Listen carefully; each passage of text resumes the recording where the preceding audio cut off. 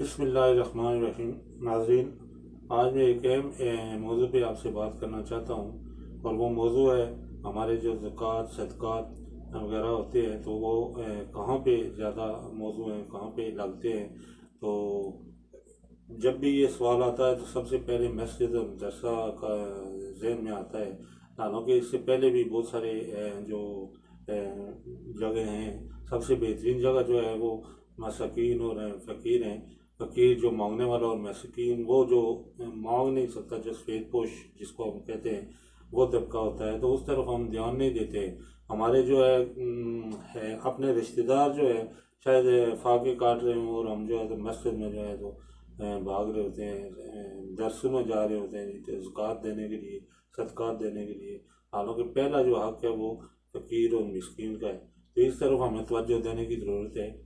تو اکثر یہ سوال اٹھتا ہے جی کہ جب بھی مسلمانوں کو کچھ پیسہ دینے کے لیے یا کچھ زکوٰۃ کا ٹائم آتا ہے تو سب سے پہلے جو ہے وہ مسجد کی طرف بھاگتے ہیں۔ مسجد، مدرسہ، مکتب، مسجد، مدرسہ، مکتب۔ اس کے علاوہ بھی بہت سارے جگہ ہیں جہاں پہ آپ کا مال لگ سکتا ہے، لیکن اس طرف ہم دھیان نہیں دیتے ہیں۔ میں نے جب سے ہوش سنبھالا ہے تو میں نے یہی دیکھا ہے کہ مسجد، مدرسہ اور مکتب، چندہ دینا ہو، زکوٰۃ دینی ہو، کوئی صدقات دینے ہو، کوئی چیز بھی دینی ہو، وہ ہم اسی طرف بھاگتے ہیں۔ حالانکہ وہ جو یہ جو فی سبیل اللہ یہ 7ویں نمبر پہ ہے، اس سے 6 پہلے بھی ہے۔ فقیر، مسکین، یہ پہلے نمبر پہ ہے۔ اس طرف ہم توجہ ہی نہیں دیتے ہیں۔ میں یہ کلیئر کر دوں کہ میں ہرگز مسجد یا مدرسے کے خلاف نہیں ہوں کہ وہاں پہ آپ کیوں دیتے ہیں یا کیوں، لیکن یہ وہ 7ویں جگہ پہ جا کے یعنی کہ 8 جگہ ہیں جہاں پہ یہ آپ کا مال لگتا ہے، اور 7ویں جگہ ہے یہ مسجد اور مدرسہ۔ پہلی جگہ ہے جو ہے وہ آپ کے رشتہ دار غریب جو ہیں، مسکین ہیں، فقیر ہیں، ضرورت مند ہے۔ آپ نے دیکھا ہوگا کہ آپ کے جو ہمارے جو محلے ہوتے ہیں، یا آپ کہیں بھی گاؤں میں تو اتنا نہیں ہوتا ہے، معذور اللہ کا شکر ہے، لیکن آپ راولپنڈی شہروں میں چلے جائیں تو ہر محلے میں 1-2 معذور ہوتے ہیں، ویل چیئر پہ ہوتے ہیں۔ ویل چیئر پہ کیا لکھا ہوتا ہے؟ وہ فلاں تنظیم، جو فلاں غیر مسلم تنظیم ہے، اس کی طرف سے ڈونیٹ کی گئی ہے۔ شرم کی بات ہے۔ ہم لوگ مسجد میں ایک صف پوری نہیں کر سکتے، بڑھا رہے ہیں۔ میری عمر 45 سال ہے، میرے گاؤں کی تمام مسجدیں لگاتار بڑھ رہی ہیں۔ نمازی کم ہو رہے ہیں، آبادی بڑھ رہی ہے، مسجدیں بڑھ رہی ہیں۔ تو مساجد، مدرسے میں دیں آپ، لیکن جو زکوٰۃ ہے یا جو چیزیں جو اسلام سے تعلق رکھتی ہیں ان کے حقیقی معنوں میں ان پہ خرچ کریں۔ آپ دیکھ رہے ہوں گے کہ اس وقت جو لاک ڈاؤن کی صورتحال میں کتنے سفید پوش لوگ ہیں جو فاقے کاٹ رہے ہوں گے، لیکن ہمیں نہیں پتہ ہے۔ ہمارے رشتہ دار شاید ہوں، آپ کے رشتہ دار شاید ہوں، تو ان پہ نظر رکھنی چاہیے۔ وہاں پہ ہمیں جو ہے زیادہ توجہ دینی چاہیے، بجائے اس کے کہ ہم درسے مسجد یہ اللہ کے گھر ہیں، یہ چلتے رہتے ہیں، اور یہ اللہ کا شکر ہے کہ ہر کوئی ان کے ساتھ تعاون بھی کرتا ہے۔ میں ان کے خلاف نہیں ہوں، بلکہ میں یہ کہنا چاہتا ہوں کہ یہ جو آپ کی زکوٰۃ اور صدقات ہے، ان کے صحیح حقدار جو ہیں ان تک یہ حق پہنچنا چاہیے۔ ضروری نہیں ہے کہ آپ ہر چیز جو ہے اٹھا کے مسجد میں ہی دے دیں۔ مسجد کا اپنا ایک مقام ہے، مدرسے کا اپنا ایک مقام ہے، لیکن یہ جو زکوٰۃ صدقات ہے ان کا اپنا ایک مقام ہے۔ پہلا، دوسرا، تیسرا، چوتھا، تو ہم ڈائریکٹ 7ویں جو ہے تو عمل پہ چلے جاتے ہیں، پہلے عمل ہم چھوڑ دیتے ہیں۔ میں سمجھتا ہوں کہ اس پہ ہمیں جو ہے تو خاص توجہ دینی چاہیے۔ زکوٰۃ کی جو رقم ہوتی ہے اس میں کتنی طاقت ہے آپ سوچ بھی نہیں سکتے۔ یعنی کہ اگر ہمارا جو پونچھ کی جو زکوٰۃ ہے، اگر آپ اس کو اکٹھا کریں اور وہ غریبوں پہ تقسیم کریں تو یقین کریں کہ پونچھ میں کوئی غریب نہیں رہے گا، بجائے اس کے کہ ہم مسجدیں اوپر۔ پہلی صف میں آپ کو یقین دلاتا ہوں، پہلی صف پوری نہیں ہوتی ہے، وہ پوری بڑی بنا دی، اس کے اوپر پھر ایک اور بنا دی، پھر اس کے اوپر ایک اور بنا دی، پھر اس کے اوپر ایک اور بنا دی، پھر اس کے اوپر اور بنا دی۔ بندے کتنے ہیں؟ بیچ میں 22 ہیں، 22 بھی پورے نہیں ہے، 10 بھی نہیں ہے، صف پوری نہیں ہو رہی ہے۔ اگر ایک صف پوری کریں گے تو 200 آدمی کی بنی، اتنی بڑی مسجد بنا دی، لیکن اس میں 20-22 آدمی بھی نہیں ہے، اور مسجد بڑھا رہے ہیں، مسجد ٹوائلٹ بڑھا رہے ہیں جی، ٹوٹیاں لگوا رہے ہیں۔ چیزیں ظاہر ہے علماء کا کام ہوتا ہے بتانا، لیکن علماء ہمارے جو ہے زیادہ تر یہی ہوتے ہیں کہ وہ بس کہیں گے کہ وہ جو میری مسجد ہے یا میرے وہ مدرسہ ہے وہ زیادہ حقدار ہے، آپ نے وہاں پہ دینا ہے، وہاں پہ ثواب زیادہ ہوگا۔ تو ہوتا ہوگا، سب ہوتا ہوگا، لیکن یہ جو ہے اصل جو زکوٰۃ اور صدقات کے حقدار ہیں وہ آپ قرآن و حدیث کے جو ہے تو آپ مطالعہ کریں تو اس میں بھی یہی آپ کو ملے گا۔ مسجد مدرسہ یا یہ جو باقی مکتب وغیرہ آتے ہیں، یہ جو ہے تو یہ لاسٹ میں جو ہے تو اس میں بتایا گیا ہے، 7ویں نمبر پہ جو ہے تو اس پہ زکوٰۃ اور صدقہ زکوٰۃ وغیرہ لگتی ہے۔ تو میں سمجھتا ہوں کہ یہ جو تنظیمیں بنی ہوئی ہیں یہ بھی ایک اچھا ہمارے پاس آئیڈیا ہے کہ تنظیموں کو پتہ ہوتا ہے کہ کہاں پہ کوئی غریب ہے، کہاں پہ کوئی ضرورت مند ہے، تو بجائے اس کے کہ ہم سارا جو ہے تو لگا پتہ لائنیں بنا کے مسجد و مدرسے میں دینا شروع کر دیں، ان تنظیموں کو دیں یا ڈائریکٹ آپ غریب کے پاس پہنچیں۔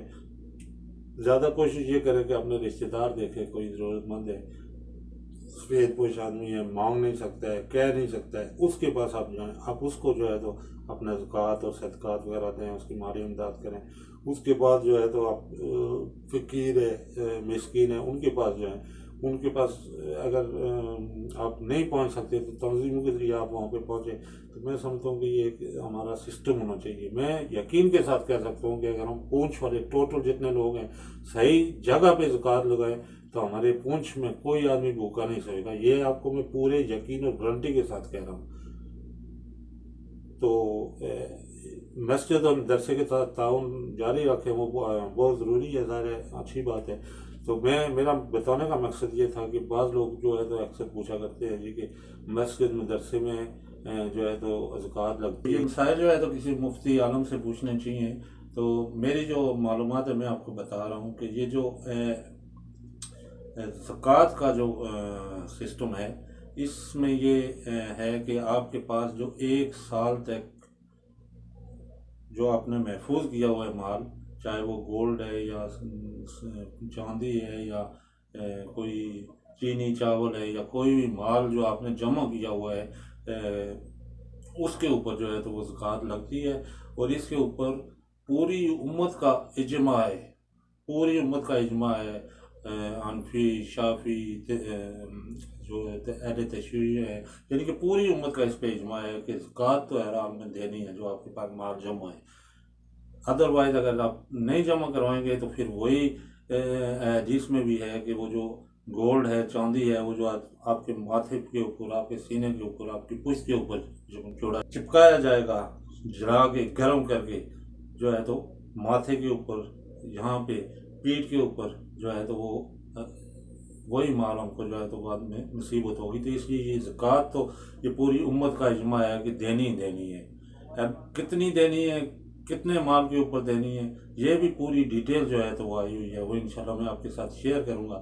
لیکن اس حوالے سے سب سے بہترین جو عمل ہے وہ ہے قرآن اور حدیث کا آپ مطالعہ کریں تو آپ کو کسی چیز کی ضرورت ہی نہیں پڑے گی کہ کیا ہے، کیسے ہے، کہاں لگتا ہے، کس پہ لگتا ہے، کس پہ نہیں لگتا ہے، اس چیزوں کی ضرورت ہی نہیں پڑتی جب آپ قرآن اور حدیث کا مطالعہ کریں گے۔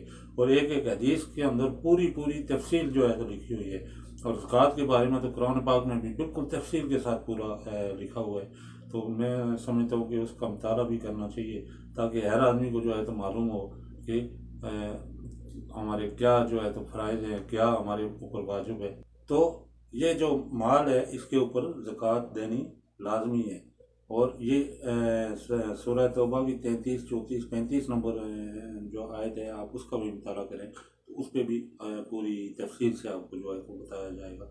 تو یہ ہے کہ یہ جو مال ہم جمع کرتے ہیں تو وہ مال جب ہم زکوٰۃ دے دیتے ہیں تو اس کے بعد وہ جمع کرنا جائز ہو جاتا ہے، یعنی کہ مال جو ہم نے محفوظ کر کے رکھا ہوا ہے، چاہے وہ پلاٹ کی شکل میں ہو، چاہے وہ گولڈ کی شکل میں ہو، چاہے وہ کسی اور مال کی شکل میں ہو، تو وہ تب ہی جائز ہوتا ہے ہمارے لیے جمع کرنا جب ہم اس کے اوپر پراپر جو ہے تو زکوٰۃ دیں۔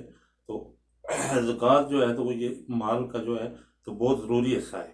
تو ناظرین، میں آپ کو آج 10 چیزیں ایسی بتاؤں گا جن کے اوپر زکوٰۃ واجب ہے، وہ 10 چیزیں میں آپ کو بتاؤں گا، اور وہ 10 چیزیں میں وہ جو میں ابھی آپ کو بتاؤں گا، یہ جو اسکرین ہے آپ کی، اس کے اوپر پوری جہاں سے میں نے یہ سب کچھ لیا ہے، تو ان کی حدیث کا حوالہ نمبر انشاءاللہ میں اسکرین پہ آپ کو دوں گا، تو وہ آپ دیکھ سکتے ہیں کہ کون کون سی حدیث ہے، اور کون وہ خود آپ جا کے، وہ میں نمبر بتا دوں گا کہ فلاں نمبر حدیث ہے، آپ خود کھول کے چیک کر لیں کہ اس کے اوپر کیا لکھا ہوا ہے، پوری ڈیٹیل جو ہے تو لکھی ہوئی ہے ماشاءاللہ سے، اور ہمارے لیے بہت آسانیاں ہیں، اور میں سمجھتا ہوں کہ اس کے باوجود اگر ہم کوتاہی کریں تو پھر ہمارا اپنا مسئلہ ہے، لیکن یہ ہے کہ ان چیزوں کو مطالعہ کر کے اچھے انداز میں، جب ہم مال دے ہی رہے ہیں تو پھر اچھے انداز میں دینا چاہیے، پراپر طریقے دینا چاہیے، تاکہ وہ قبولیت بھی اس کی اچھی ہو۔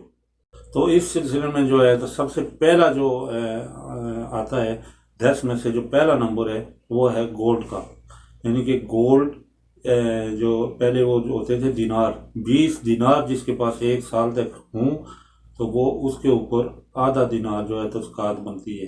تو آج کے دور میں جو ہے تو 20 دینار جو ہیں تو وہ بنتے ہیں 87.48 گرام، وہ یعنی کہ 7.5 تولہ سونا تقریباً بنتا ہے، تو اس کے اوپر 2.5% بنتی ہے۔ 2.5% کیسے نکالنا ہے؟ یعنی کہ 40%، یعنی کہ آپ کی جو 7.5 تولہ سونا ہے یا 15 تولہ ہے، اس کی جو مالیت ہے، اس مالیت کو آپ 2.5% پہ تقسیم کریں گے، 40 پہ تقسیم کریں گے، تو آپ کا 2.5% نکل آئے گا۔ یہ بہت آسان بات ہے۔ تو پہلے نمبر پہ آپ کو بتا دیا کہ دینار یا گولڈ، سونا جس کو ہم کہتے ہیں۔ دوسری چیز ہے کیش، ڈالر ہو، ریال ہو، دینار ہو، PKR پاکستانی روپیہ ہو، وہ کیش، تو اس کے اوپر بھی سیم جو ہے گولڈ کی جو شکل ہے وہی لاگو ہوگی، یعنی کہ 87.87 یعنی کہ 87.48 گرام کا جو ہے تو وہ حساب لگے گا۔ جتنی آپ کے پاس کیش ہے اس کو 40 میں تقسیم کریں گے تو 2.5% آپ کی نکل جائے گی۔ یہ بھی بہت آسان ہے۔ تو یہ دوسرے نمبر پہ تھا کیش، جو کہ بالکل آسان۔ تو دوستو تیسرے نمبر پہ جو ہے وہ چاندی ہے۔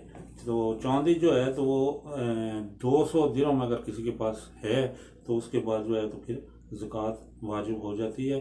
200 درہم پہ 5 درہم زکوٰۃ بنتی ہے، یعنی کہ آج کے دور میں اگر ہم حساب کریں تو 52.5 تولہ چاندی اگر کسی کے پاس موجود ہے تو اس کے بعد پھر اس کے اوپر زکوٰۃ واجب ہو جاتی ہے، اور یہ بھی وہی 2.5% ہے، یعنی کہ آپ کی جو چاندی کی مالیت ہے اس کو 40 میں تقسیم کریں گے تو وہ 2.5% جو ہے تو آپ کی زکوٰۃ نکل جائے گی۔ تو چوتھے نمبر پہ آتا ہے مال تجارت، یعنی کہ آپ کے پاس ایک دکان ہے، آپ میڈیکل سٹور ہے، آپ کے پاس کوئی اس طرح کا جو بزنس ہے، آپ نے ایک پلاٹ لیا ہوا ہے۔ پلاٹ کے اوپر میں خاص طور پہ بتا دوں کہ جو پلاٹ ہم کمرشل لیتے ہیں، یعنی کہ ہوشیار بننے کی کوشش کرتے ہیں کہ سونے پہ جو ہے تو سونا تو اس کے اوپر زکوٰۃ لگے گی، ہم پلاٹ لے لیتے ہیں، تو پلاٹ جو آپ نے بیچنے کی نیت سے، کاروبار کی نیت سے لیا ہوا ہے، اس کے اوپر لازمی بات ہے زکوٰۃ لگتی ہے۔ اور اس کا جو مال تجارت ہے اس کا بھی وہی گولڈ والا حساب ہے، یعنی کہ 40%، 40واں حصہ یعنی کہ 2.5%، وہ جو گولڈ کا ہے وہی اس پہ ہے۔ تو اگر آپ کے پاس اتنی مالیت کا وہاں پہ موجود ہے تو آپ کے اوپر یہ زکوٰۃ واجب ہو جاتی ہے، اور اس کا جو 40واں حصہ ہے یعنی کہ 2.5% وہ دینا پڑے گا، خواہ وہ آپ کی شاپ ہے یا پلاٹ ہے جو آپ کے پاس 1 سال تک سیونگ کا ہے۔ 5ویں نمبر پہ ناظرین آتا ہے غلہ۔ یہ تو ہمارے یہاں چونکہ کم ہوتا ہے، کاشتکاری وغیرہ یہ ہوتی ہے، کم ہوتی ہے، لیکن یہ جو غلہ ہے اس کا میں مختصر بتا دیتا ہوں کہ اس کا جو کیلکولیشن ہے وہ آپ کو غلے کی جو ہے تو وہ 10% دینی پڑے گی۔ گولڈ پہ آپ نے 2.5% دیا، کیش پہ آپ نے 2.5% دیا، چاندی پہ آپ نے 2.5% دیا، غلے کے اوپر 10% ہوگی۔ لیکن اس کی بھی ایک شکل ہے، وہ کیا ہے؟ وہ یہ ہے کہ آپ جو کاشتکاری کر رہے ہیں تو اس کا جو پانی وغیرہ ہے یا اس کے اوپر جو اخراجات آ رہے ہیں وہ نیچرل ہیں، یعنی کہ بارش کے پانی سے آپ کا زمین سیراب ہو جاتی ہے، آپ کو کوئی موٹر وغیرہ لگانے کی ضرورت نہیں ہوتی ہے، پانی خریدنے کی ضرورت نہیں ہوتی ہے، تو وہ 10% ہے۔ اگر ضرورت ہوتی ہے، آپ موٹر لگاتے ہیں، پانی خریدتے ہیں، یا اس کے اوپر جو اخراجات آتے ہیں، تو پھر آپ غلے کے اوپر 5% دیں گے۔